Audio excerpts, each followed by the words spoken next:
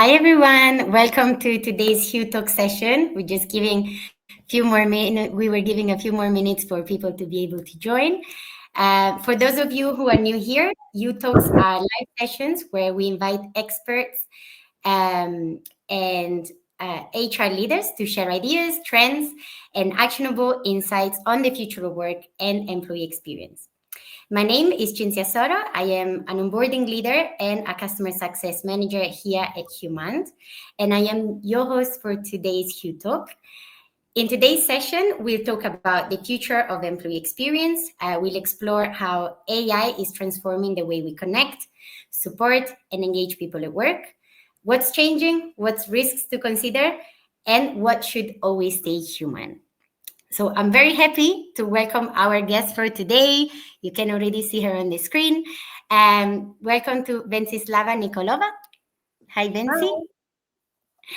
Welcome to today's session. Vensi is an HR strategy, employer branding expert, and the founder of Work Vibes, an agency focused on building meaningful workplace cultures that attracts and retain top talent.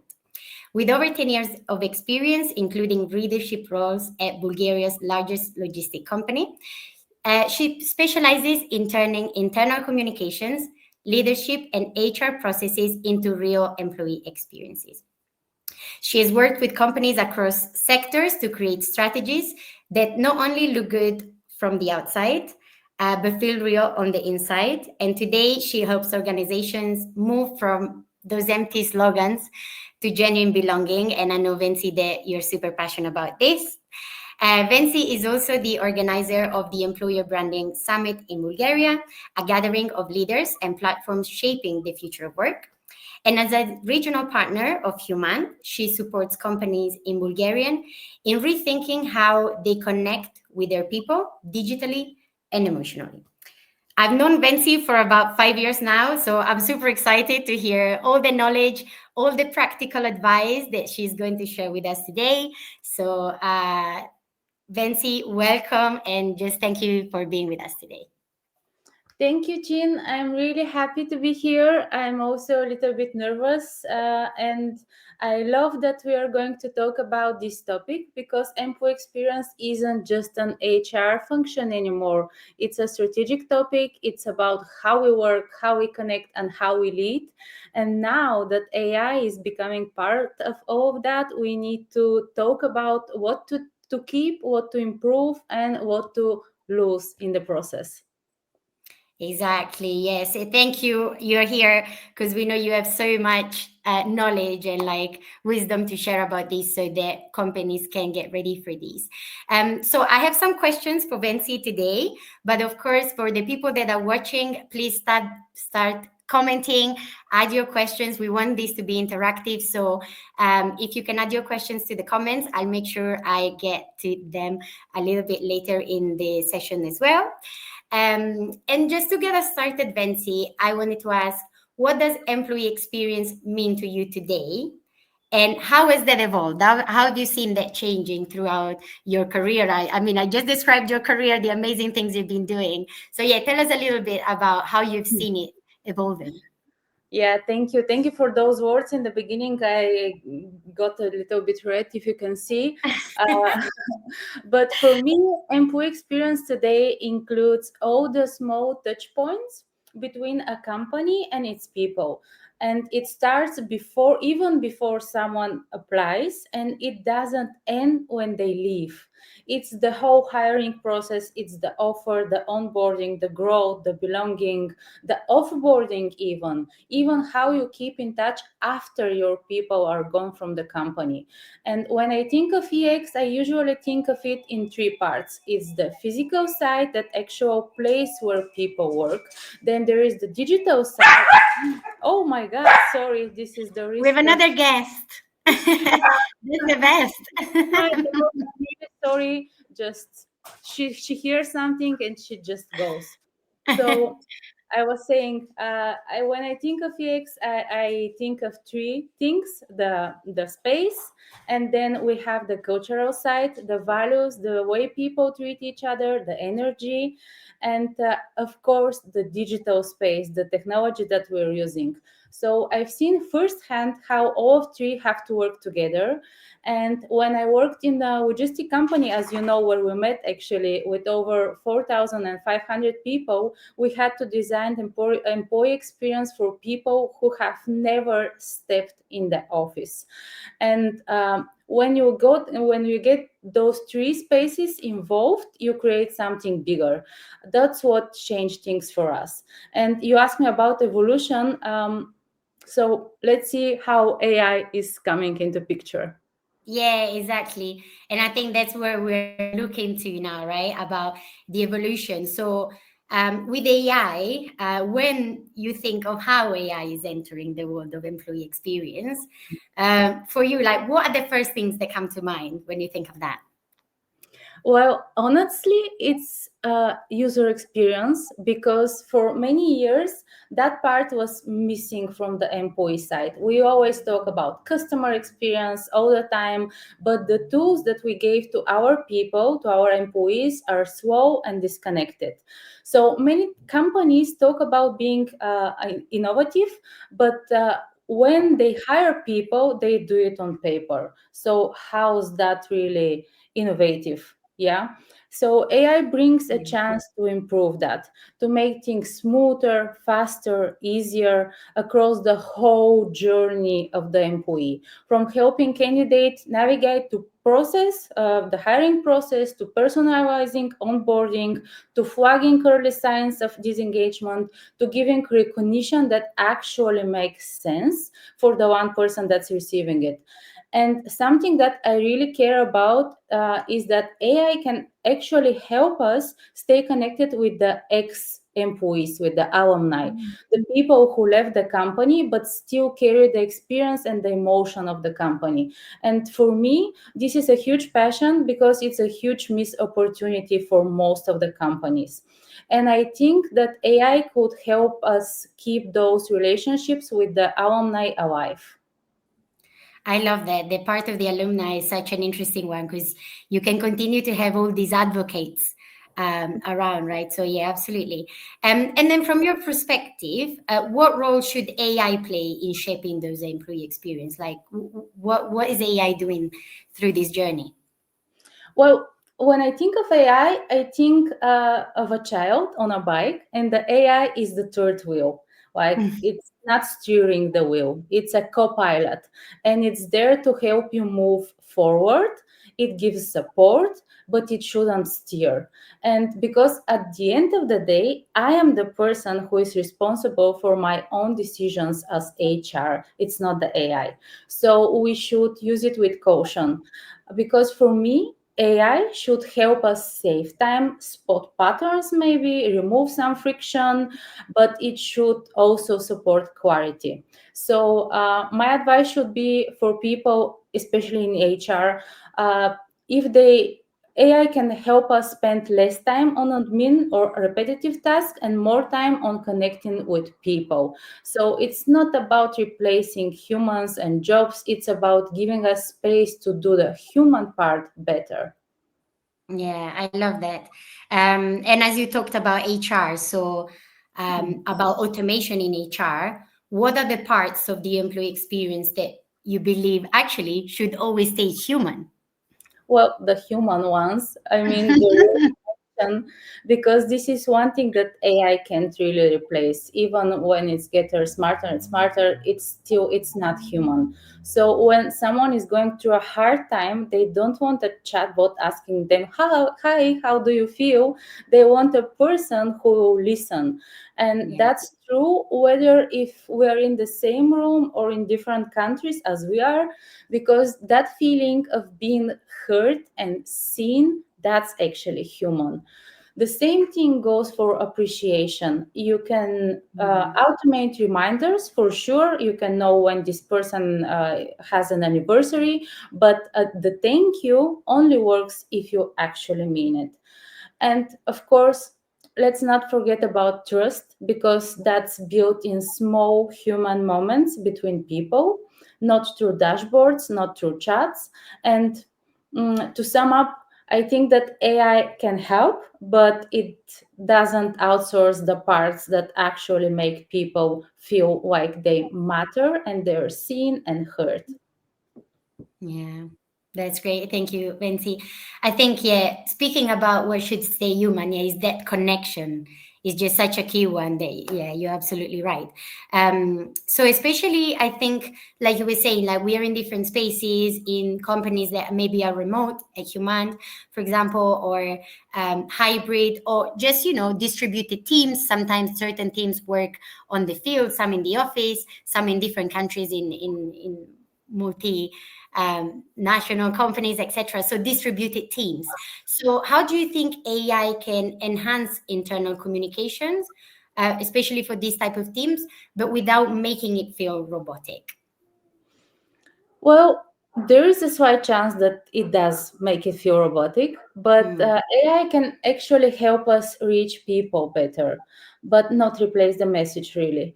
I've worked with teams where people didn't even have email, no internet, no platforms, no laptops, just their phone and just maybe their phone.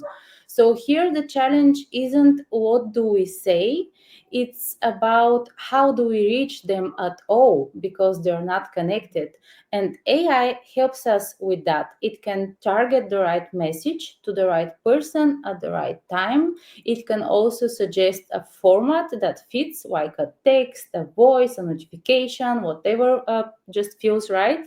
And it can even remind me that someone is on a night shift or maternity leave, but the tone that I'm using, the feeling, that still needs to come from us, from inside. And if the message feels fake or automated, people will ignore it because they can feel it, they can see it. So even if AI drafts the message, I always have to ask, would I send this to someone that I really mm, care about or not really, because it doesn't feel genuine and authentic. So that's where the human part stays, in the intention behind the message. AI can support the structure, of course, but we are still responsible, as I already said, for the meaning. yeah, yeah, and your voice. Yeah, thank you. So meaningful connections. Then, what does it mean today for these first teams? Like, do we make sure like that we are still connecting, even in the same office? Well, for me, it's not about being in the same office because I've worked in a company where people are not in the same office. And I've seen teams that meet every day and barely talk. And I've Mhm. seen remote teams who support each other like their family, even though they've never met, like you and me, like for 5 years, probably. Yes, definitely. For me, connection today is more about emotional presence, not physical one. So, when I speak about meaningful connection, I want to know if I feel like I can be honest. Can I ask for help? Will someone actually listen to me, or they do just nod and just move on? But here's the problem with remote teams: you cannot just expect communication and meaningful connection to happen. You have to create the space for it, you have to be intentional for it. You need the rituals, even the small ones, like starting the day with a real good morning, not just a check in, I'm here, or sharing one win every Friday, or a personal situation that happened to you, or asking, how are you, but how are you really? And being ready to actually hear, actively listen the answer. I think that this is what builds trust, and this is what makes people feel seen and create meaningful connection. AI cannot create connection, but it can give us the time and space, especially the time to show up. But in the end, the real question is, do my people feel like they matter, that they're seen and heard? I've probably said that like 3 times already, but I'm going to say it again because for me, this is the employee experience. Yeah, 100%. I think we should repeat this in every conversation when we talk about employee experience. So Thank you, Vinci. So when we talk about also, AI and all of these for improving, we also talk about improving the efficiency, like, but Mm. we want to always be more efficient and more productive, etc. So how do you think we can make sure that we're not chasing always the efficiency, but we are actually improving the human experience, like you were saying, like if people to feel valued and all of this? How do we refocus on that human experience at work rather than this efficiency that we all companies are craving for? Yeah. I love that question, by the way, because I had a training yesterday and the day before, and we were talking about efficiency and effectiveness, and the one versus the other, and how they are similar and how they are different. And I have to say that just because something is faster doesn't mean it's better, Mm, because sometimes we automate things that actually need more time, like onboarding or giving feedback. And this is where the difference between efficiency and effectiveness really matters, because efficiency is about doing things quickly with less money, less time, but effectiveness is about doing the right things in the right moment and in a way that actually works for people. So, for example, you can send 1,000 internal messages with perfect timing, but if no one connects with them, if no one sees himself in them, so what's the point of sending those 1,000 messages and emails? yeah. So when I think of efficiency and if I'm getting too efficient, I always ask myself three questions. Does this help people feel seen? Does it create clarity or just it confuses people? And does it build trust? Because that's what experience is. It's not a metric, it's not 100 Mm, sent emails or messages. It's the feeling that people carry with them in their heart long after the process is over, the hiring process and the onboarding and the everything. So efficiency should support the experience, but it should never replace the human parts that actually makes it meaningful. yeah. Thank you. I love that you have the three questions. I'm sure some people are like taking notes because there's like super practical advice to have a quick check when you're doing things. So thank you for sharing that as well. Practical advice, always super welcome. So let's zoom out a bit and look at what might be coming next. If you had to imagine what the employee experience might look like in 5 years' time, what would you hope to see and what would you hope not to see? Mm. Well, my main pain is that I want to see companies and HRs and employer branding specialists stop treating employee experience and employer branding like a campaign. Like we have to hire 100 people now and we're doing employer branding because we need those people. No, it's not done like this. It's not an initiative you can run once a year or whenever you need it. It's actually every day. So it's how you build your company. Every system, every conversation, every choice you make shows people what they can expect from you. So in 5 years, I'd love to see more companies building experiences with their people, not for them. I would love to see fewer slogans and more listening. I would love to see fewer values on the wall that companies love so much. And I want to see more behavior that matches those values that they have on their website or on their walls.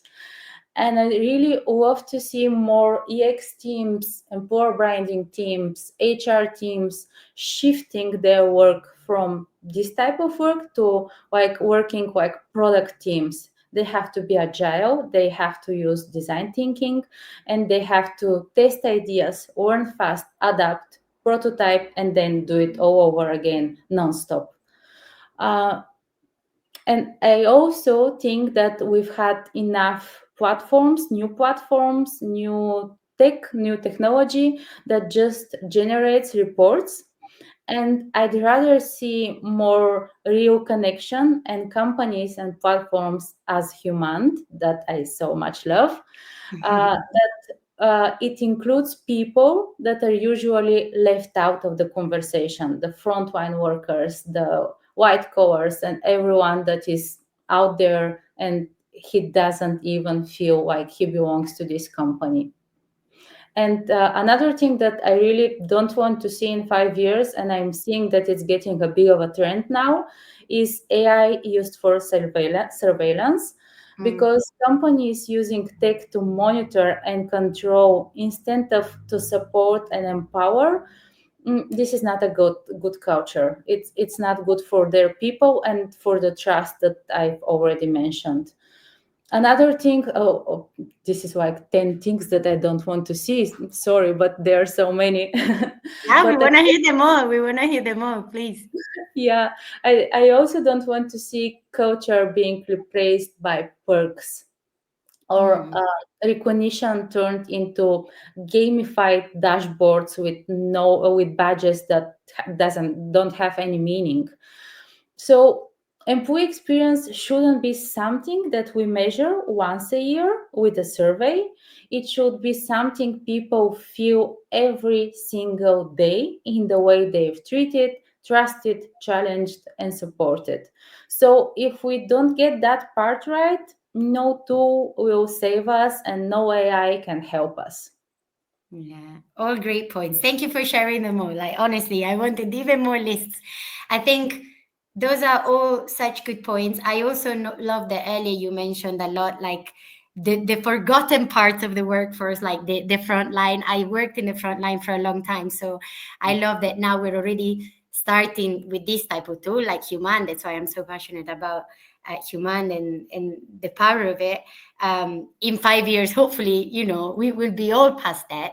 But definitely what you mentioned, it is about all the strategies. So um, taking advantage of all your expertise, especially of all the work that you do with these strategies with the companies, I'd love to know from your side, what's the one thing that you'd like HR and EX leaders to start doing right now to prepare to what's next? So we talk about the 5 years, but surely we need to start getting ready. So what's your number one advice for these HR and EX leaders to start doing right now? Hmm. So maybe the first one would be to just don't be afraid of what's coming, because it's either is going to be awful or it's going to be an opportunity to build something meaningful and value. So another thing that I would advise them is to stop overcomplicating things. Just start small. I see lots and lots of EV people from my industry just building some great strategies for 5 years ahead. And you don't need that. You don't need a big strategy to improve the employee experience or your employer brand. Pick just one small thing, one little thing that is clearly not working, and fix it. Talk to your people. Ask how it really feels to work here at our company. Try something, even if it's not perfect. Don't wait for it to be perfect, because it's never going to be perfect. Then just adjust it, edit it, redo it again. And this is how actually progress happens. Mm, Also, another thing that I see, and I think that people should stop doing, is stop guessing what people need. Just ask them. Not just what benefit would you like to have in our company, but real questions like, what is something that frustrates you at work? What is something that gets you on your nerves? Or what is one thing that would make your week or your work feel easier? And Mm, don't wait for those annual surveys to figure things out, because most of the important stuff in the things people don't say are in the meetings or in the way they check out or leave quietly. So if there is one thing I'd ask every HR, EB, or EX leader to do, it's just to listen more and more actively, and then actually do something with the information that you hear, because if you hear something is not okay and people keep sharing but nothing changes, then they'll stop talking. And that's when you actually lose them, even if they're showing up to work every day and they're performing good and they're meeting their targets. But yeah, this is mainly what I think HR should do to prepare Yeah. themselves for the future, for the tsunami of changes that is coming Yeah. our way. I love it, Bensi. I hope that the HR and employee experience leaders that are listening were taking notes and they can actually start taking actions today. Because I think you shared some great points there. So thank you. Um, Something else that we're thinking about AI. So we mentioned the things to do and the things not to do.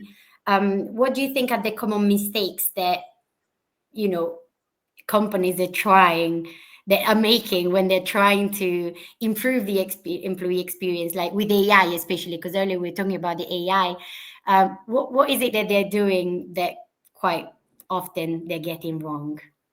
Yeah. Well, it's always about do something and see how it works. But one of the biggest mistakes is thinking that AI will fix an already broken process just because Mm. it makes it faster. As I said previously, if it's faster, it doesn't mean it's better. So if the experience is bad to begin with, no amount of automation will save it. Actually, you just make the frustration happen quicker. And I've seen this with things like onboarding or even feedback. Even I did it recently. I just automated the feedback to our candidates, to the candidates that are applying for positions with our clients, and I automated it. And the feedback was awful. Like, people were calling me and, what company are you calling from? What is this feedback? I need some more personal feedback that is really related to my application, not just a general one. So I Mm. also do those kind of mistakes when I want to make things efficient. Mm-hmm. So onboarding, feedback, even recognition, if it feels cold on transactional or unclear when a human does it, so automating it with AI won't suddenly make it feel warm or meaningful. It will just make it feel even more empty. Uh, Another mistake that I'm seeing with companies using AI is that they use it in an invasive way, like monitoring behavior or predicting resignations based on people's activity. That might sound clever in theory. I've also fallen for that in times, but it actually erodes trust because people don't want to feel like they're in Big Brother. You know it, right? They don't want to be watched. They want to be feel and seen, like they want to be seen but not watched. Just to make clear, and yeah, AI can improve the experience, of course, this is what we are talking about, but only if you know what you're solving. Otherwise, you're just scaling a bad experience. Yeah. And in terms of earlier as well, you shared a little bit like the part that it gets faster, or like we're looking at the year reports, we're looking at loads of reports, but then sometimes there isn't the real substance in there. What's the way that you think that actually we should be measuring success in employee experience? Like, what should we be moving towards in terms of measuring that quality? Mm-hmm. Well, I think that we should stop focusing so much on quantity and we should move to quality. And we need to stop relying only on what's easy to measure just because it's easy to measure and we know how to measure the likes, the reach, and everything. But just because something fits in a dashboard doesn't mean it tells the whole story of your people. um, High engagement doesn't always mean things are great. Sometimes it just means that people are good at adapting, they're adaptable, or they're just afraid to speak up and to stand for themselves, or they're just simply trying to survive. And sometimes low engagement doesn't always mean failure. It might just mean that people are being honest for once, or even the silence is an answer, actually. And we Mm. need to start paying more attention to quiet signals. And this is like when people stop volunteering ideas, when no one is challenging anything in the meetings or in the decision company makes, when people smile but don't really care, you see it in their eyes, they're empty. When they stop recommending their friends and family to come and work for the company, that's the thing that it's harder to track, but this is where the truth sits.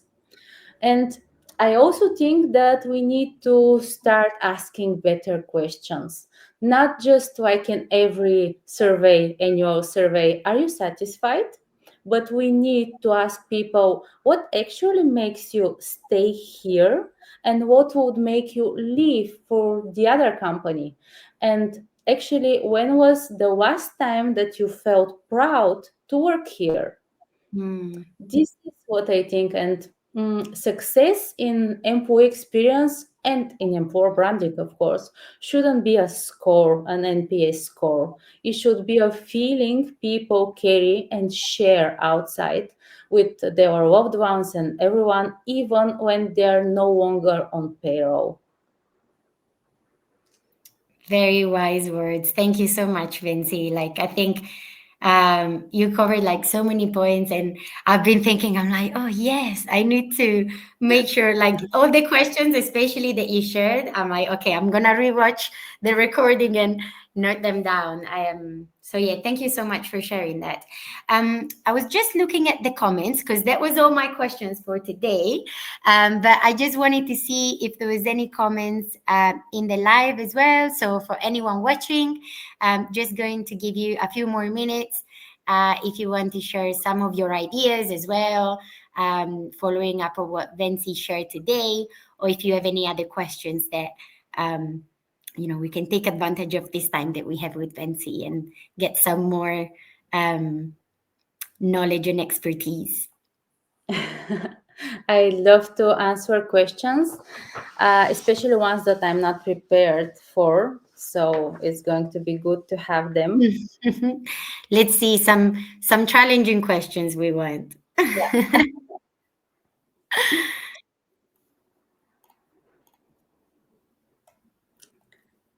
If we don't. don't have any, maybe, mm, do we have any? I am seeing some nice comments. I can see nice work and excellence. So thank you, Thomas and Luisa. And hi to Argentina as well. The importance of communicate the right message in the right tools. So yeah, definitely. No more questions. I don't know if you want to leave us with some more thoughts, Vinci. Maybe there was something else that you wanted to share that I haven't asked you. Mm-hmm. Yeah, I just wanted to say something small, like an advice, a practical advice that people can start using in their work even tomorrow. Something that it doesn't cost any money, but it's really powerful. And oh, okay, we're seeing questions.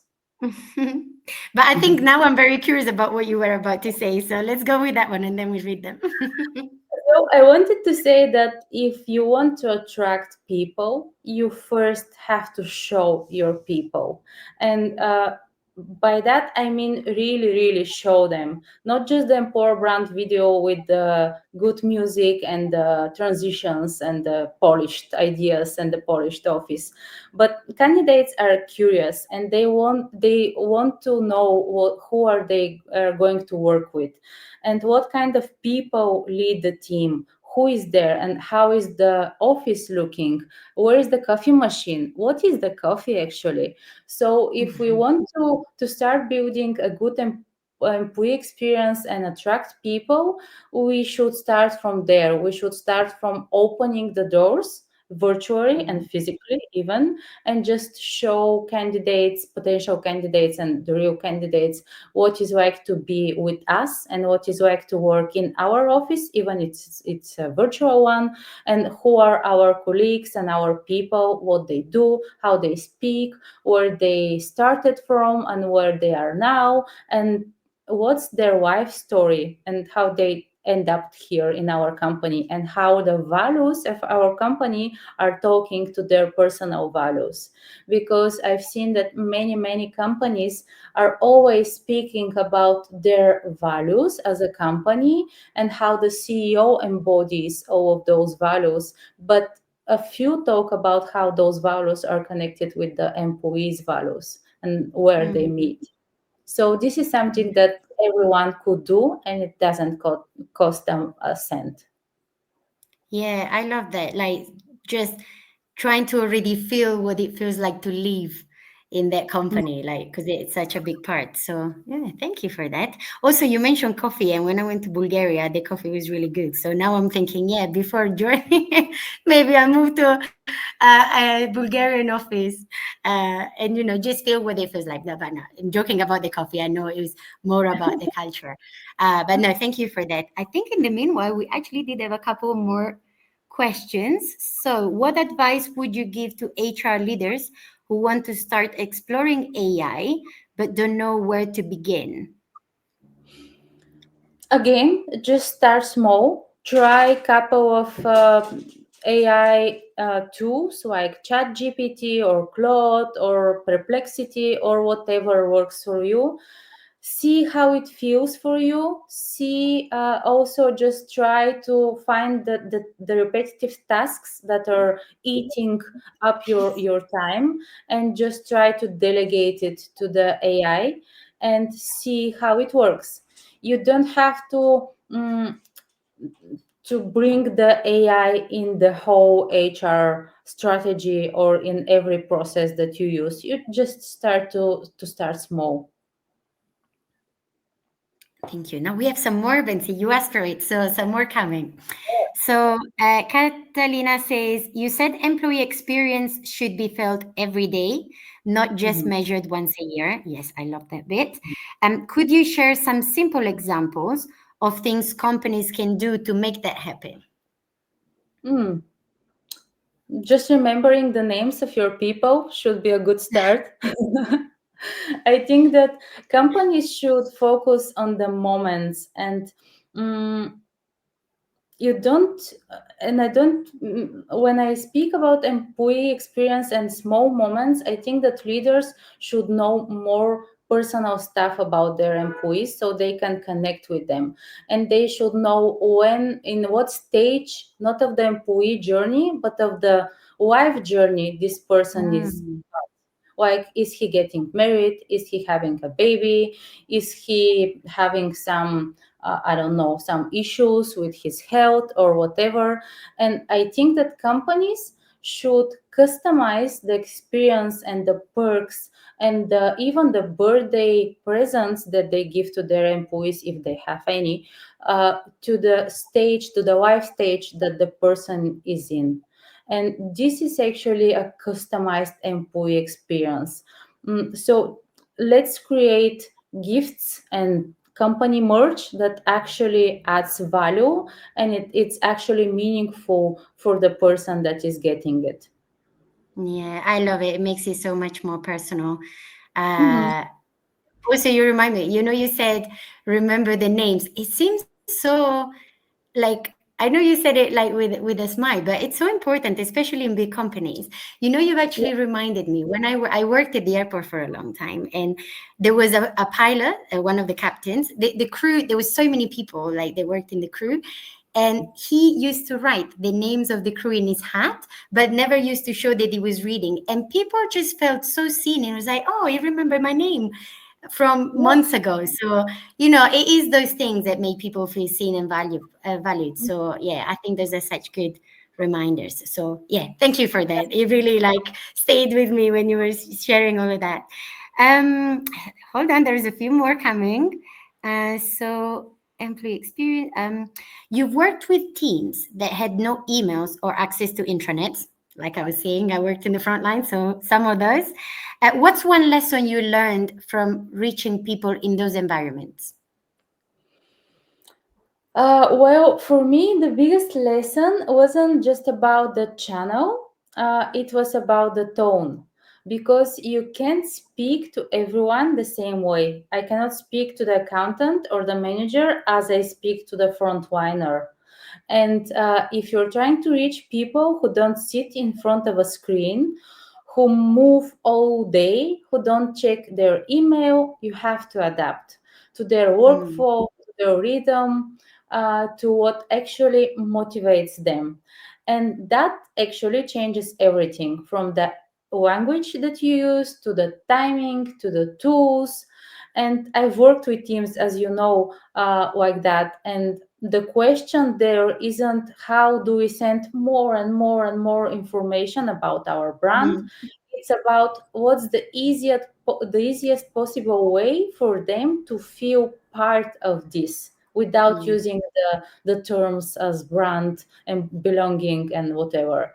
And this is actually why I so much love tools like and Command, because they don't make people go through 10 steps just to connect and see what the CEO sent us.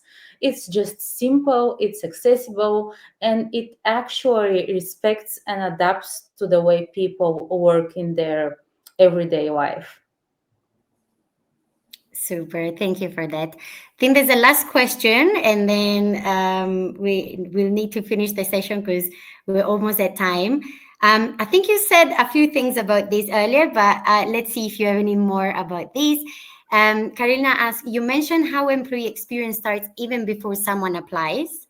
What Mhm. small things a company could do differently at the early stage to stand out? I know you mentioned a bit about this earlier in terms of getting that feeling, but I don't know if you want to add a little bit around that to answer Carolina. Yeah, I think that if you want to activate the people before they apply, so they're called in our language, they're called passive candidates. So if you want to activate them, we need to connect with their values, as I said, and we need to show them that we are a community where they could fit. And of course, this is not for everybody. We shouldn't talk like everybody can fit here. We should personalize and customize our messaging as companies to the people that we want to hear us and to see us. And if we do that in the right way, in the right channels, with the right messagings, the right candidates will come to us by themselves without even thinking of applying. They will start being fans of our companies, of our brands. They will start following us on the social media. They will start checking our website just like this because they're curious, because we spoke in their language or we said something that they feel like they could have said. And this is actually how we're building employee experience even before the person thinks of applying in our company. Super. Yeah. Thank you, Vinci. Those are good questions. I think we're at times spot on 45 minutes. So, perfect. Thank you Perfect so much, time. Vinci. Thank it you so flew by much. though. I wanted more, Benzi. Thank you. Honestly, it's been a real pleasure having you with us today. Also, thanks to everyone that was watching. Thanks to the people that added the questions. Of course, we are here on LinkedIn. If there were more questions, who knows? Maybe you think of this late, you thought of this too late, or you're watching this later as the recording.